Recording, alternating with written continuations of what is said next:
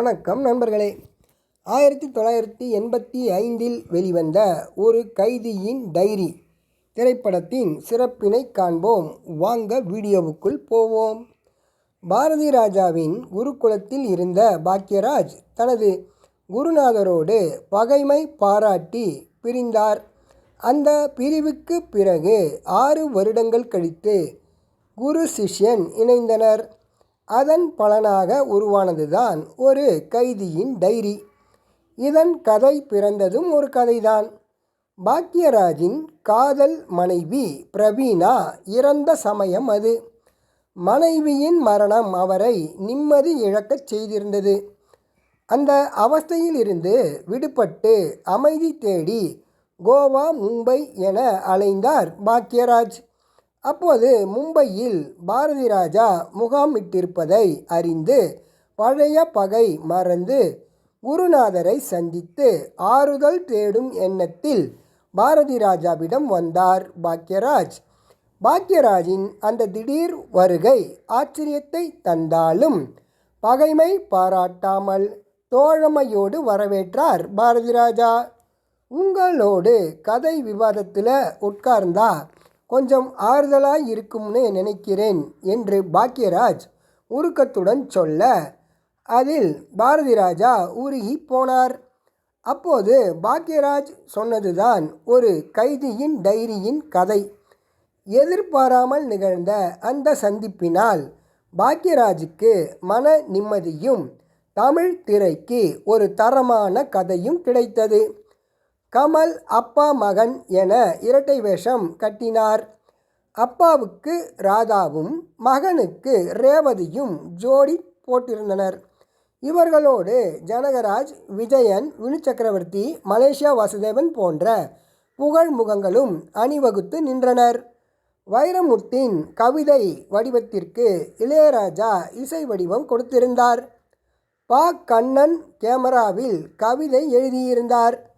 சிஷ்யன் பாக்யராஜ் கதை வசனம் எழுத, குருநாதர் பாரதி ராஜா திரைக்கதை இயக்கம் பொறுப்புகளை கவனித்ததோடு மனோஜ் கிரியேஷன்ஸ் சார்பில் தயாரிப்பாளராகவும் இருந்து பிரம்மாண்டமான முறையில் தயாரித்திருந்தார் பாரதி ராஜா. பாரதி ராஜா என்றால் கிராமம்தான் என்கின்ற அடையாள முத்திரை குத்தப்பட்டு விட்டதால் அந்த அடையாளத்தை அழிக்கும் முயற்சியில் அவ்வப்போது அவர் ஈடுபடுவது உண்டு. பாரதி ராஜா எடுத்த நகர படங்களின் பல காலை வாரிவிட்டாலும் சிலது கை கொடுத்து இருக்கின்றது. கை கொடுத்ததோடு வசூலையும் வாரி கொடுத்த மாபெரும் வெற்றி படமாக ஒரு கைதியின் டைரி படம் இருந்தது. கமல் ஒரு தீவிரமான அரசியல் தொண்டன். தான் சார்ந்த கட்சியையும் அதன் தலைவரையும் உயிராக மதிப்பவன். குடும்பம் சகிதமாக சென்று குழந்தைக்கு பெயர் வைப்பதற்காக தலைவரை சந்திக்கின்றான். அந்த தீவிர தொண்டனை திசை மாற்றிவிடும் தலைவர் அவனது அழகான இளம் மனைவியை மிருகமாய் மாறி வேட்டையாடுகின்றார். கற்பை இழந்த மனைவி தன் உயிரை மாய்த்து கொள்கின்றாள். அந்த இளம் பெண்ணின் மரணத்திற்கு கணவனான கமல்தான் காரணம் என ஆதாரங்களை காட்டி கணவரை ஜெயிலுக்கு அனுப்பி வைக்கின்றான் தலைவன். தன் மனைவியை கெடுத்த அரசியல்வாதி, அந்த அயோக்கியனுக்கு துணை போன போலீஸ் அதிகாரி, மனசாட்சி இல்லாத டாக்டர், இந்த 3 பேரையும் 22 ஆண்டு காலம் சிறை தண்டனை அனுபவித்து விட்டு திரும்பிய கைதி கமல் புத்திசாலித்தனமாக பழிவாங்குகின்றான். மனைவியை கொன்றதாக குற்றம் சாட்டப்பட்டு ஆயுள் தண்டனை பெற்று சிறை செல்லும் கமலுக்கு குழந்தையை நல்ல முறையில் வளர்த்து அதிகாரி ஆக்குகின்றார் அவரது நண்பர் ஜனகராஜ். கொலை வெறியுடன் அலையும் தந்தையை கண்ணி வைத்து பிடிக்க துடிக்கிறார் போலீஸ் மகன். அப்பா மகன் நடுவே நடக்கும் போராட்டம் சூடேற்றுகிறது. அந்த அயோக்கியனை அழித்து அந்த வெற்றியை தன் மனைவிக்கு காணிக்கை ஆக்குகிறார் கமல். அடுக்கடுக்கான கொலைகளை நடத்தி காவல்துறைக்கு கண்ணாமூச்சி காட்டிய தந்தையை கடமை தவறாத மகனே கொள்கின்றான். அரசியல்வாதியின் அழிச்சாட்டியத்தை அம்பலமாக்கும் ஒரு கைதியின் டைரியின் அடித்தளமாய் இருக்கும் கதை இதுதான். ஃப்ரேம் டு ஃப்ரேம் உழைப்பு பளிச்சிடுகிறது என சிலரது படங்களை பார்க்கும்போது தான் தோன்றும். அந்த சிலரில் முக்கியமானவராக மதிக்கப்படுகிறவர்தான் பாரதி ராஜா அவர்கள். இந்த திரைச்சிற்பி செல்லுலாய்டில் சிலை வடிப்பதற்காக எடுத்துக்கொள்ளும் சிரமங்கள் ஏராளம்.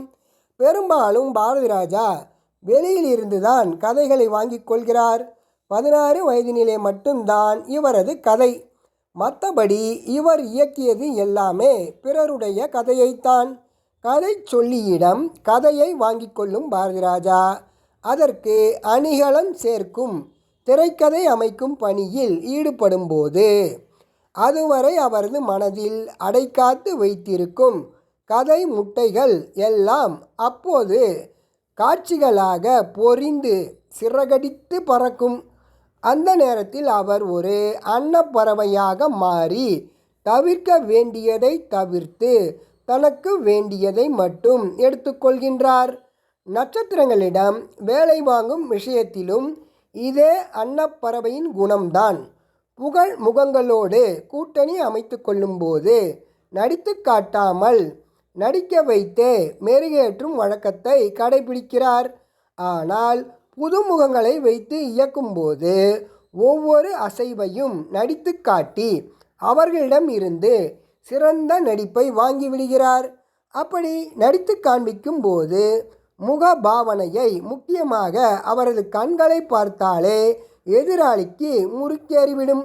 நடிப்பு என்று வரும்போது பொங்கி பொங்கி அழுது நடித்து பழகியவர்கள் பாரதி ராஜாவிடம் மாட்டிக்கொண்டால் அவஸ்தைதான். தேவையில்லாத முகபாவங்கள், வசன உச்சரிப்புகள், உடல் அசைவுகள் ஒவ்வொன்றையும் ஷார்ப்பாக கவனித்து அவற்றை தவிர்க்க சொல்வார். தனக்கு தேவையான நடிப்பு வரும் வரை விடவும் மாட்டார். இப்படி ஒரு சிற்பிக்கே உரிய லாவகத்தோடு ஒவ்வொன்றையும் கவனத்துடன் செதுக்கி எடுப்பதற்காக பாரதி ராஜா படும் சிரமங்கள் தான் அவரை சீக்கிரமே சிகரமேற்றியது. தான் சார்ந்த கட்சியை மூச்சுக்காற்றாய் கருதிய ஒரு அப்பாவி தொண்டனையும் அவனுக்கு துரோகம் செய்யும் அயோக்கியத்தனமான அரசியல்வாதியையும் காட்டும் ஒரு கைதியின் டைரியை சிறந்த கலை நேர்த்தியுடன் செதுக்கி எடுத்திருந்தார். பாரதி ராஜாவை விட்டு பிரிந்து போன பாக்யராஜ் ஆக்டர், டைரக்டர், ரைட்டர் என பல அவதாரம் எடுத்திருந்தார். குருநாதர் வழியில் மண் வாசனை மணக்கும் கிராமிய கதைகளை காமெடி கலந்து தந்து வெற்றி பவனி வந்தார். இந்த கிராமத்து ஆளுவிடம் கிரைம் மூளையும் இருப்பதை ஏற்கனவே சிவப்பு ரோஜாக்களில் காட்டியிருந்தார். அதன் அடுத்த அவதாரம்தான் ஒரு கைதியின் டைரி. ஒரு கை தேர்ந்த மர்ம நாவலாசிரியனை போல சுவையும் சுவாரஸ்யமும் குறையாமல் எழுதியிருந்தார் திரு பாக்யராஜ் அவர்கள். ஏற்கனவே ரசிகர்களால் நன்கு அறிந்த நட்சத்திரங்களை வைத்து இயக்கும்போது அதுவரை அவர்களுக்கு இருந்து வரும் இமேஜை அழித்தே புதியதாக படைக்கும் பட்டை தீட்டும் பணியை செய்வது பாரதி ராஜாவுக்கு உற்சாகமான விஷயம். அந்த அடிப்படையில்தான் கமல் சப்பானியாகவும், ரஜினி பரட்டையாகவும், சத்யராஜ் பாலு தேவராகவும், சிவாஜி மலைச்சாமி தேவராகவும் புதிய அவதாரம் எடுத்தனர். கமலை பொறுத்தவரை கிராமத்தான் சப்பானி நகரத்தானாக மாறிய போது சிகப்பு ரோஜாக்களில் கைகோர்த்தனம் சைக்கோத்தனம் நிறைந்த திலீப்பாகவும், ஒரு கைதியின் டைரியில் கொலை வெறியுடன் அலையும் முதியவர் டேவிட்டாகவும் பிரபலமானார்கள். கமலஹாசனின் கலை பயணத்தில் ஒரு கைதியின் டைரி குறிப்பிடத்தகுந்த படமாக அமைந்தது. அப்பா மகன் என இரட்டை வேடத்தில் கமல் கலக்கி இருந்தார். அப்பாவின் ஜோடி ராதாவும் மகனின் ஜோடி ரேவதியும் தங்களின் பாத்திரம் அறிந்து சிறப்பாக நடித்திருந்தார்கள். பிரபலமான பின்னணி பாடகராக வலம் வந்த மலேசியா வாசுதேவன் இதில் நடிகராக அவதாரம் எடுத்திருந்தார்.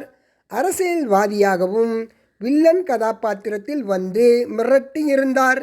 விஜயன், ஜனகராஜ், வினு சக்கரவர்த்தி போன்ற நட்சத்திரங்களின் கதாபாத்திரங்களும் சிறந்த முறையில் வடிவமைக்கப்பட்டிருந்தது. ஒரு கைதியின் டைரிக்கு தமிழ் ரசிகர்கள் தந்த மகத்தான ஆதரவு இந்தியா எங்கும் எதிரொலிக்கவே இந்தி பட உலகின் சூப்பர் ஸ்டார் அமிதாப் பச்சன் இந்த கதையில் நடிக்க ஆர்வம் காட்டினார். இதற்கு கதை வசனம் எழுதிய பாக்யராஜ் இதன் இந்தி ஆக்கத்தை இயக்க அங்கேயும் படம் சூப்பர் ஹிட் ஆனது. இந்த வீடியோ உங்களுக்கு பிடிச்சிருந்தா லைக் பண்ணுங்கள், ஷேர் பண்ணுங்கள், மறக்காமல் சப்ஸ்கிரைப் பண்ணுங்கள் நண்பர்களே. அடுத்த வீடியோவில் சந்திப்போம். நன்றி.